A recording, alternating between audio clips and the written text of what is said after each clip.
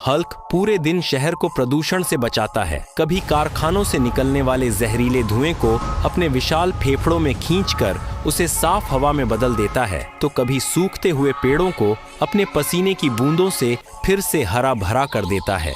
लेकिन एक पतझड़ की रात सब बदल जाता है, जब एच की शहर के सबसे बड़े बोटेनिकल गार्डन में गहरी नींद में सो रहा होता है। तभी एक शैतानी बायोलॉजिस्ट प्रोफेसर संगीत वन स्ट्राइक अपने म्यूटेंट पौधों के साथ आता है। वह सोते हुए हल्क की नसों से उसका ग्रीन लाइफ फोर्स खींच लेता है। उस लाइफ फोर्स को वह अमेज़न के सबसे खतरनाक और जहरीले पौधों के साथ मिलाकर संगीत एक खौफनाक थॉर्न विपुलक बनाता है, जिसका शरीर कांटेदार लताओं, जहरीले फूलों और दलदल की मिट्टी से बना है। अगली सुबह शहर में जंगल का राज हो जाता है। थॉर्नहक कंक्रीट की सड़कों को फाड़कर विशाल कांटेदार पेड़ उगा देता है। उसकी लताएं इमारतों को संगीत जकड़ लेती हैं और गाड़ियों को कुचल देती हैं। उसके शरीर से निकलने वाला पीला धुआं लोगों को बेहोश कर रहा है। जब असली हुल्क उन्हें बचाने पहुंचता है तो लोग खांसते हुए उस पर चिल्लाते हैं। हुल्क उदास होकर जमीन के बहुत नीचे एक सूखी हुई गुफा में चला जाता है। वहां वह प्राचीन बीजों और जड़ों पर रिसर्च करता है